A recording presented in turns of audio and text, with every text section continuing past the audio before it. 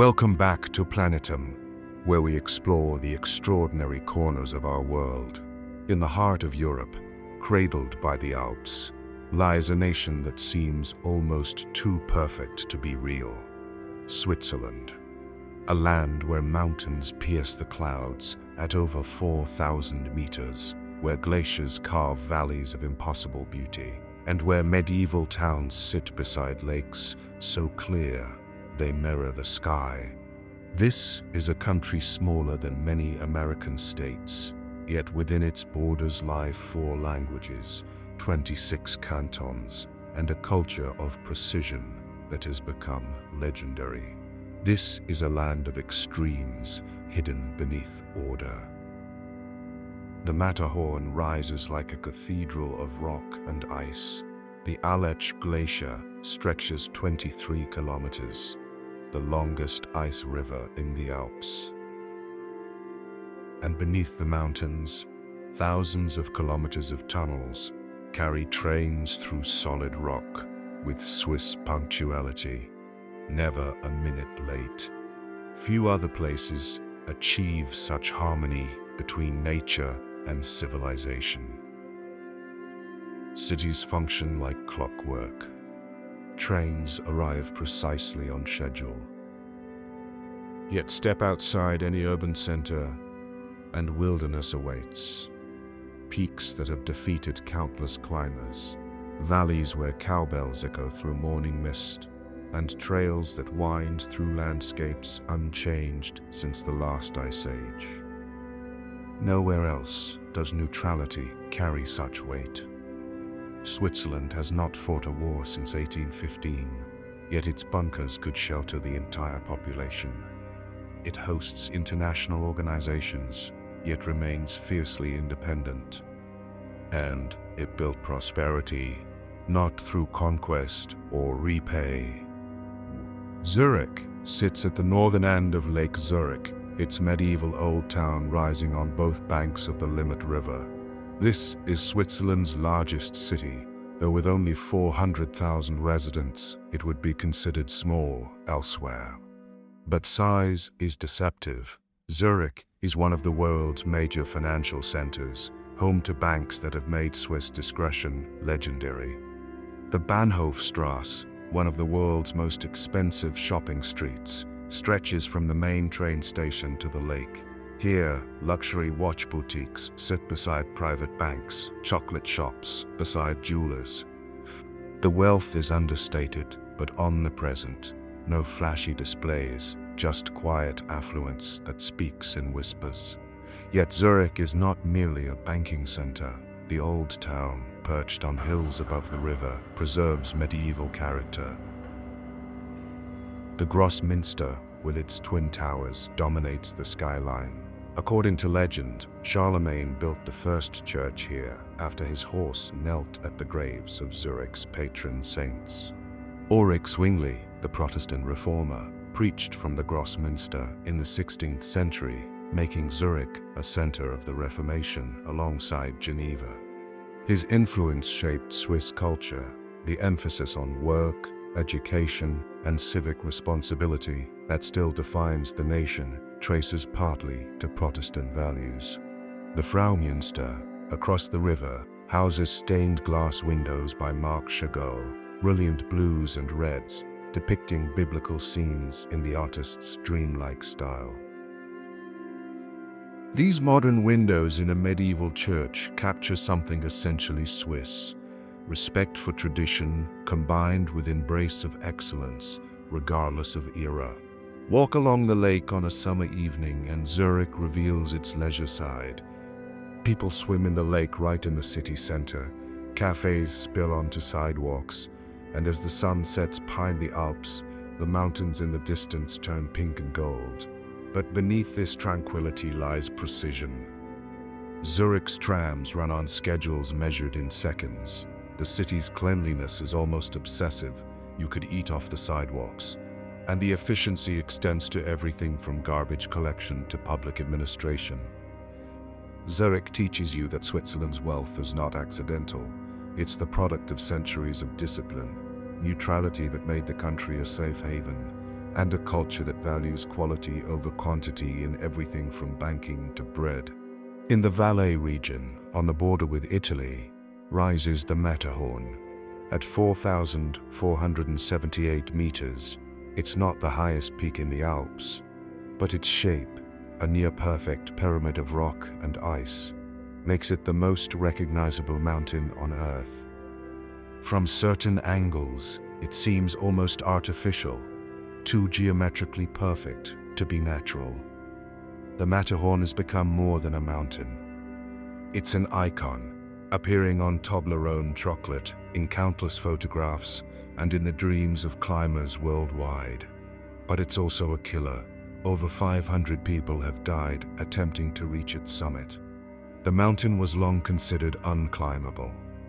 Its steep faces and unpredictable weather defeated attempt after attempt. Then, in 1865, Edward Whymper led a team that reached the summit via the Hornley Ridge. The triumph turned to tragedy on the descent when 4 members fell to their deaths, a rope breaking and sending them tumbling down the north face. That disaster made the Matterhorn famous.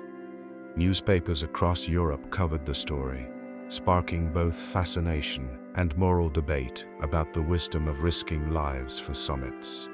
But the publicity also launched alpine tourism. Suddenly, everyone wanted to see this killer mountain. Today, the town of Zermatt sits at the Matterhorn's base. Cars are banned. Only electric vehicles and horse-drawn carriages navigate the streets. The air smells of pine and snow. And everywhere you look, there it is, the Matterhorn, dominating every view, changing with the light from pink at dawn to golden at sunset to a dark silhouette against stars. The Gornergrat Railway, Europe's highest open-air cog railway, climbs to 3,089 meters, offering views of the Matterhorn and 29 other peaks over 4,000 meters. The journey takes 33 minutes, passing through alpine meadows where marmots whistle warnings and ibex cling to impossible slopes. Hundreds still attempt to climb the Matterhorn each year. Most hire guides, spending days acclimatizing before the summit push. They start around 4 a.m. from the homely hut, climbing by headlamp, racing to reach the summit and descend before afternoon weather turns deadly. The mountain remains dangerous. Rockfall, sudden storms, and altitude sickness kill climbers regularly. The Hornley Ridge, the easiest route, still requires technical climbing skill and alpine experience. This is not a walk, it's a commitment that demands respect. Standing in Zermatt, looking up at the Matterhorn's pyramid piercing the sky, you understand why mountains inspire both worship and fear. They're beautiful, yes, but they're also utterly indifferent to human ambition. They stand eternal and cold while we struggle briefly on their slopes and then disappear. Interlaken, as its name suggests, sits between 2 lakes, Thun and Brienz, in the Bernese Oberland. This town became tourism's birthplace in the 19th century, when European aristocrats discovered the Swiss Alps. Grand hotels sprouted to host visitors who came for the air, the views, and the fashionable pastime of mountaineering. Many of those Belle Epoque hotels still stand, their ornate facades facing the mountains. Behind Interlaken rise the peaks that made it famous. The Eiger, Monk, and Jungfrau. The Ogre, the Monk, and the Virgin. These 3 mountains, eternally snow-covered create a dramatic backdrop visible from the town's main street. The Jungfrau Railway, built between 1896 and 1912, tunnels through the Eiger and Monk to reach a station at 3,454 meters, the highest railway station in Europe. The engineering was extraordinary for its time. Workers blasted through solid rock, sometimes advancing only meters per month, in conditions that killed many. The journey to the top of Europe takes over 2 hours from Interlaken. The train climbs through green valleys, past waterfalls and alpine villages, then enters the mountain. Inside the tunnel, the train stops at viewing stations carved into the Eiger's north face, where windows look out over the abyss. At the summit station, visitors emerge onto the Aletsch Glacier, a frozen river of ice stretching 23 kilometers, the longest glacier in the Alps. The ice can be 900 meters thick in places, and it flows imperceptibly slowly down the valley, grinding rock beneath its immense weight. But the Aletsch is shrinking. Like glaciers worldwide, it's retreating as climate change warms the Alps. Markers show where the ice edge was in previous decades, revealing the glacier's rapid loss. Scientists estimate it could lose half its volume by 2010, a visible measure of planetary change. Below the high peaks, the valleys offer different pleasures. Lauterbrunnen Valley, with 72 waterfalls cascading down sheer cliffs, inspired J.R.R. Tolkien's Rivendell. The Trimmelback Falls, inside the mountain, carry glacial meltwater through rock in roaring torrents, over 20,000 liters per second in summer. The villages here, Grindelwald, Wengen, Muren, maintain traditional character despite tourism. Wooden chalets with flower boxes, paths that become ski runs in winter, and a pace of life that seems exempt from modern hurry. The Eiger's north face, the Nordwand, is mountaineering's most infamous wall. At 1,800 meters of rock and ice, often covered in verglas, a thin layer of ice, it has claimed over 60 lives. The first successful ascent in 1938 took 4 days of continuous climbing. Today, elite climbers race up it in hours, but it remains deadly serious terrain. The Jungfrau region teaches you that Switzerland's tourism industry was built on landscape, and that protecting that landscape is both an economic and ethical imperative as climate change reshapes the Alps. If one city captures the essence of Switzerland, it's Lucerne. Sitting on the shores of Lake Lucerne, surrounded by mountains, with a perfectly preserved medieval old town, Lucerne seems almost too picturesque to be real. The Kapellbrücke, a covered wooden bridge built in 1333, stretches diagonally across the Reuss River. Inside, painted panels depict scenes from Swiss history, though many are reproductions after a fire destroyed much of the bridge in 1993. The water tower, part of the bridge complex, was once part of the city's fortifications. Now it's Lucerne's symbol, appearing on countless postcards and chocolates. The old town spreads along the river, its buildings painted in pastels, with elaborate frescoes. Many facades show historical or allegorical scenes, a tradition in Swiss towns where decoration demonstrated civic pride and prosperity. The lion monument, carved into a cliff face, commemorates Swiss guards who died defending King Louis XVI during the French Revolution. The dying lion, pierced by a spear, is a surprisingly moving sculpture. Mark Twain called it the most mournful and moving piece of stone in the world. But Lucerne is more than medieval charm. The Culture and Convention Center, designed by Jean Nouvel, brings radical modern architecture to the lakefront. A massive, cantilevered roof that seems to float, creating a dialogue between old and new. Lake Lucerne itself is extraordinarily beautiful, its irregular shape creating multiple arms that reach between mountains. The lake steamers, some over 100 years old and still powered by coal, offer cruises past villages that seem unchanged since the 19th century. Mount Pilatus and Mount Rigi rise on opposite sides of the lake.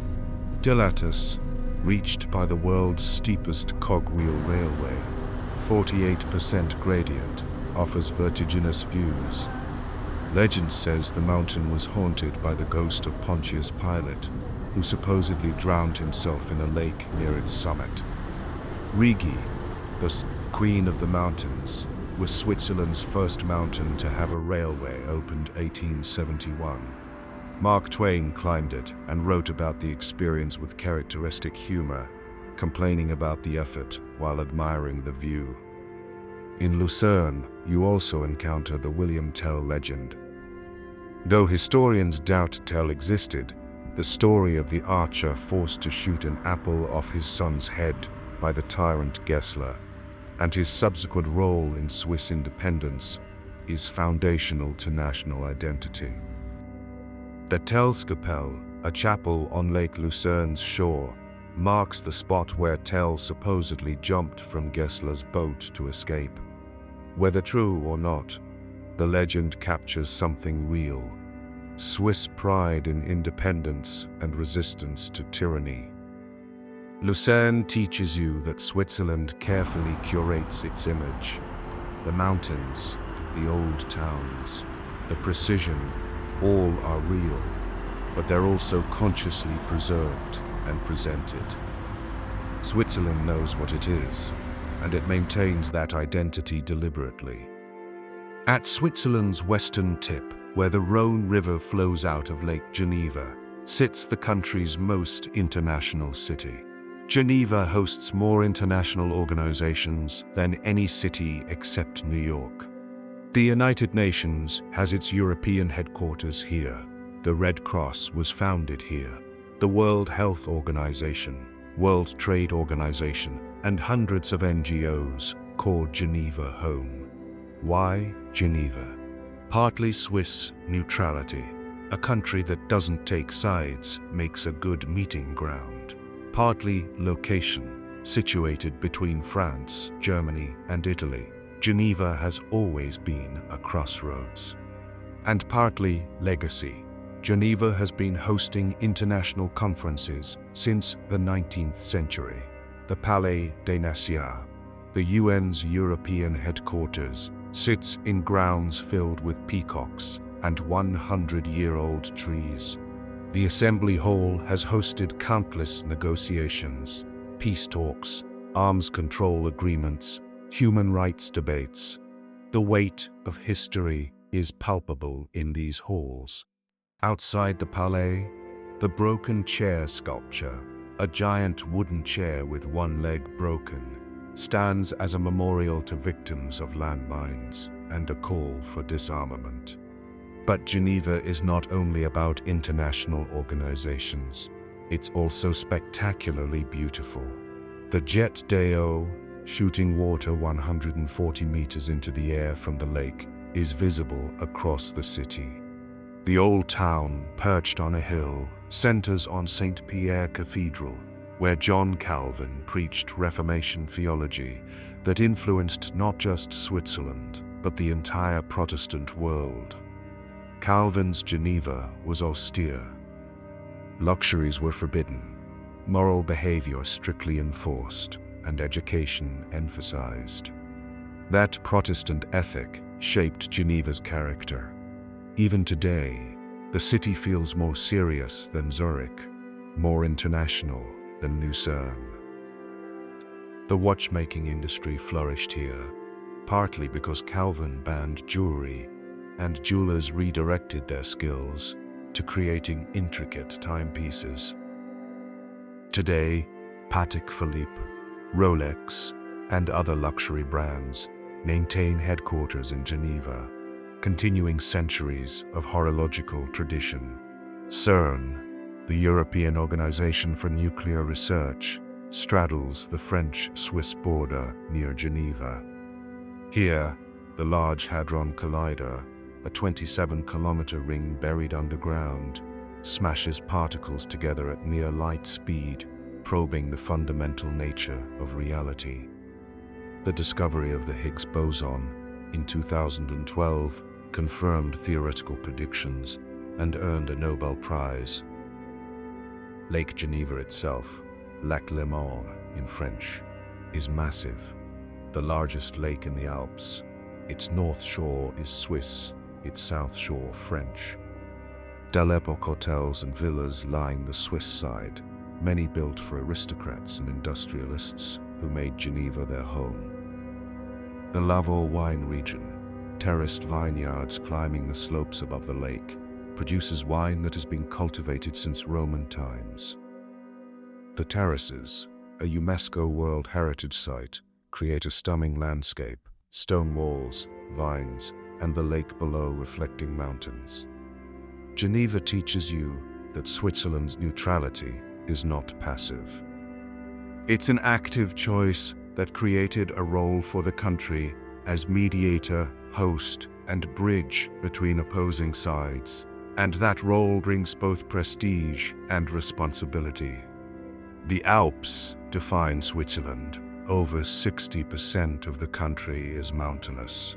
These mountains shaped everything: culture, economy, politics, and character. They isolated valleys, creating linguistic and cultural diversity. They made invasion difficult, helping preserve independence. And they provided resources: water, power, timber, and eventually tourism. The Swiss Alps contain 48 peaks, over 4,000 meters. Each canton has its signature mountains, its particular character shaped by altitude and isolation. The Bernese Oberland, with its trio of Eiger, Monk, and Jungfrau, represents classic alpine scenery, dramatic peaks, glaciers, and valleys. The engineering required to build railways and tunnels through these mountains was extraordinary, and continues today with projects like the Gotthard Base Tunnel, the world's longest railway tunnel at 57 kilometers, completed in 2016. The Valais, Switzerland's sunniest canton, contains the Matterhorn, but also extensive vineyards growing grapes at altitudes unthinkable elsewhere. Here, German and French cultures meet, and the Romance language Romanche survives in isolated valleys. Graubünden Grisons, Switzerland's largest canton, is also its least populated. The mountains here are different, more rounded, less dramatic, but equally beautiful. This is where Romanche, Switzerland's fourth national language, is primarily spoken, a language descended from Volga Latin that survived in mountain valleys while dying elsewhere. The alpine villages exemplify adaptation to extreme environments. Houses face south to catch maximum sun. Roofs are weighted with stones to resist winter winds. Barns are built on slopes so that hay can be loaded at ground level on the uphill side and cattle housed on the downhill side. The transhumanist tradition, moving cattle between valley and mountain pastures with the seasons, continues in many areas. In spring, decorated cows parade through villages on their way to high pastures. In autumn, they return, cowbells clanging, for the winter in valley barns. Alpine flora is unique. Above the tree line, meadows explode with wildflowers in summer: gentians, edelweiss, alpine roses. These plants adapted to harsh conditions, intense sunlight, thin air, short growing seasons, developing strategies like growing low to the ground and producing intense colors to attract rare pollinators. The ibex, hunted nearly to extinction by the 19th century, has recovered through conservation efforts. These wild goats now number over 15,000 in Switzerland. Their ability to climb vertical rock faces, making them symbols of alpine adaptation. Marmots, large ground squirrels, live in colonies above the tree line. Their warning whistles echo across meadows when predators approach. In autumn, they stuff themselves with food, sometimes doubling their weight, then hibernate for up to 8 months. Golden eagles hunt the high peaks, their wingspans exceeding 2 meters. They nest on cliff faces and can spot prey from kilometers away, diving at speeds exceeding 300 kilometers per hour. The Alps are changing. Average temperatures in the Alps have risen twice as fast as the global average. Glaciers are retreating. Permafrost that held rock faces stable for millennia is melting, causing increased rockfall, and ski resorts at lower altitudes face uncertain futures. The Swiss Alps teach you that mountains are not eternal. They're dynamic, shaped by ice and erosion, now being reshaped by climate change. And human communities that have adapted to alpine conditions over centuries must now adapt to changing conditions that threaten their way of life. Switzerland is not just a country. It's an experiment in direct democracy that has lasted over 700 years. The Swiss Confederation began in 1291, when 3 alpine valleys formed a defensive alliance against the Habsburg Empire. This alliance, formalized in the Federal Charter, is considered Switzerland's founding document. The date, August 1st, remains Switzerland's national day. Over centuries, more cantons joined, each maintaining significant autonomy. Today's Switzerland has 26 cantons, each with its own constitution, parliament, and laws. Some have fewer than 20,000 residents, yet exercise powers that in most countries would belong to the national government. Direct democracy operates at all levels. Citizens can petition to hold referendums on virtually any issue, from military spending to building minarets on mosques. If enough signatures are gathered, the entire country votes. This happens several times a year, with voters receiving thick packets of information about each proposal. This system creates unusual outcomes. Women didn't get the federal vote until 1971, embarrassingly late, but the result of democratic votes by men. One canton didn't grant women cantonal voting rights until 1990, and only then because forced by the federal court. The system also prevents dramatic policy swings. Major changes require not just majority approval, but cantonal approval, ensuring that large cantons can't dominate small ones. This creates stability, but can also mean slow change. Switzerland has no single leader. The Federal Council consists of 7 members from different parties, with the presidency rotating annually. This means most Swiss couldn't name their president, and that's intentional. No personality cult, no strong man, just collective leadership. The militia system extends to the military.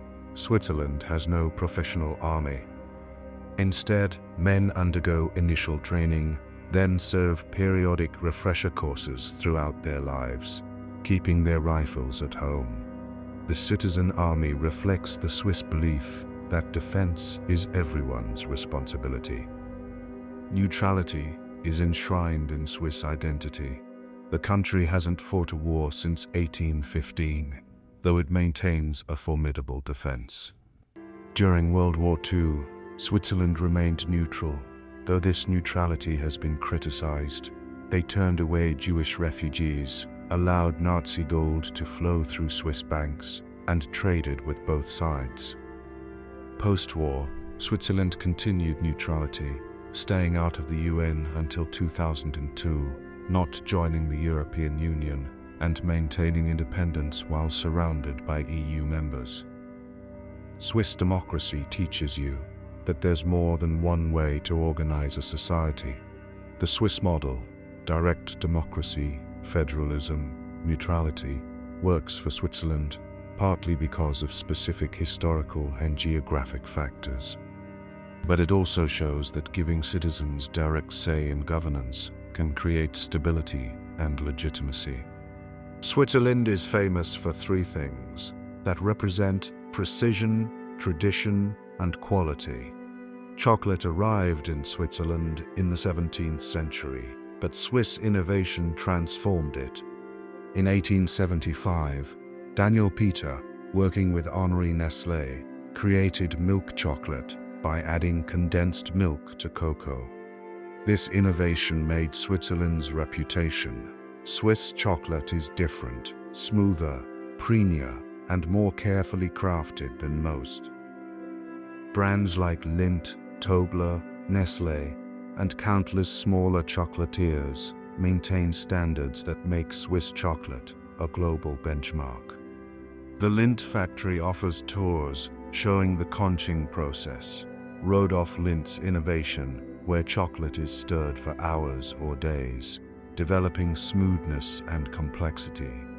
The result is chocolate that melts evenly, releases flavors gradually, and sets the standard others try to match.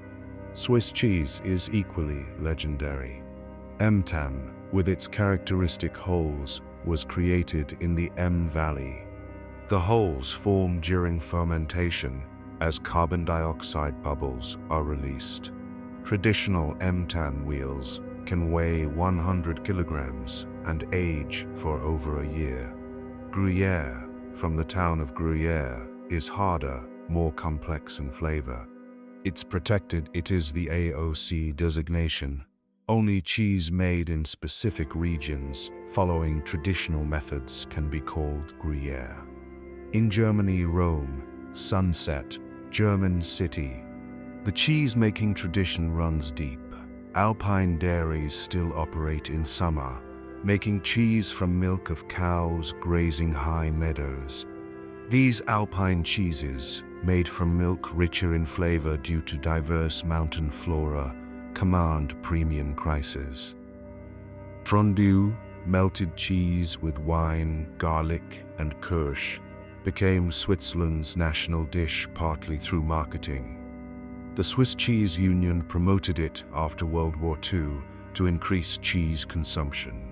Now it's inseparable from Swiss identity. Swiss watchmaking represents the pinnacle of mechanical precision.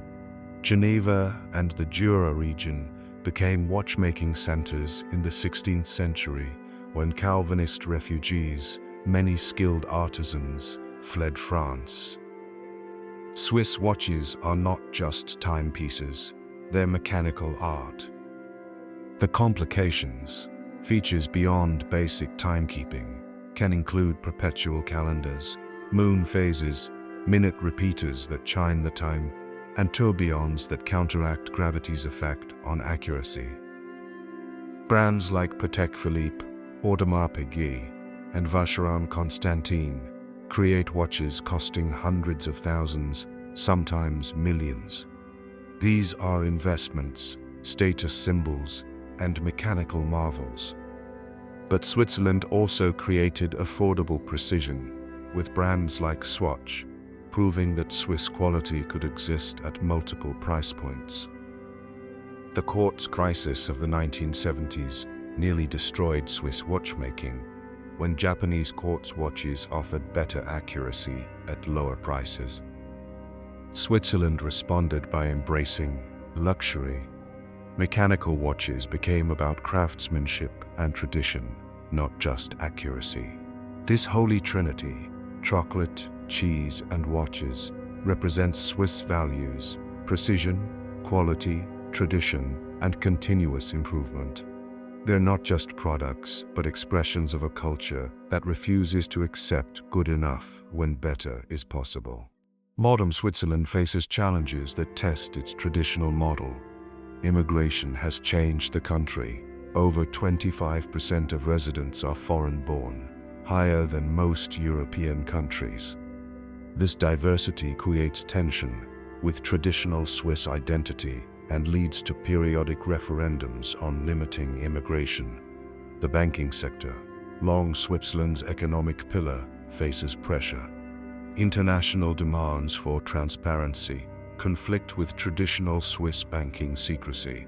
The The days when numbered accounts guaranteed anonymity are ending, forced by international pressure and scandals. Climate change affects SW after walking 5 times. The sun died from power to power. Glaciers are disappearing, ski seasons are shortening.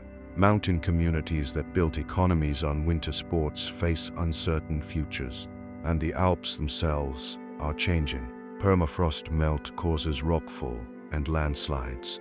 Relations with the European Union remain complicated. Switzerland is surrounded by EU members and economically integrated through bilateral agreements, but it's not a member. This creates friction, and periodic votes on EU relations show divisions within Switzerland. The direct democracy system faces modern challenges. Can complex issues like climate policy or international trade be decided by referendum? Does constant voting create decision fatigue? And how do you balance majority rule with minority rights? Yet, Switzerland remains extraordinarily successful. High quality of life, low crime, excellent infrastructure, and political stability make it consistently rank among the world's best places to live. The Swiss model, whatever its challenges, delivers results. Swiss multilingualism persists. Children learn multiple languages, and linguistic communities maintain their identities while sharing a nation. This suggests that diversity can work if institutions respect it and citizens commit to making it work. The question is whether Switzerland's success can continue in a globalizing, warming, more connected world. Can neutrality remain viable? Can direct democracy handle complex international issues? Can a small country maintain independence while economically integrated with neighbors? Switzerland's future, like its past, will likely involve careful balancing between tradition and change, autonomy and integration, ideals and pragmatism. Thank you for joining us on this journey through Switzerland here on Planetum. While creating this exploration, I was reminded again and again of how a small nation can have outsized influence through quality, stability, and smart choices. Beyond the chocolate and watches, there is the Matterhorn piercing the sky. There are medieval towns preserved with care. There are glaciers retreating year by year. And there are people maintaining traditions while adapting to change, a balance that defines Switzerland.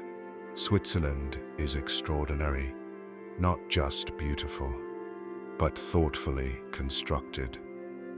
A nation that chose neutrality and made it work, that embraced diversity across languages while maintaining unity, and that built prosperity on precision rather than resources. I truly believe its stories deserve attention. Not as a perfect model, no country is perfect, but as an example of how conscious choices shape outcomes, how institutions can be designed to last, and how quality can be a national strategy. If this journey resonated with you, I'd love to hear your thoughts in the comments. And if you'd like to keep exploring the extraordinary corners of our world with Planetum, subscribe and join us for the next adventure. To end, I want to honor this Alpine Republic with a Swiss proverb. Precision is not a quality, it's a habit. Because Switzerland shows us that excellence doesn't happen by accident. And once again, it's the result of centuries of choices, of valuing quality over quantity, of building institutions that serve citizens, and of respecting both nature and tradition while embracing necessary change. This is Planetum. Discover the world. Explore the extraordinary. See you in the next adventure.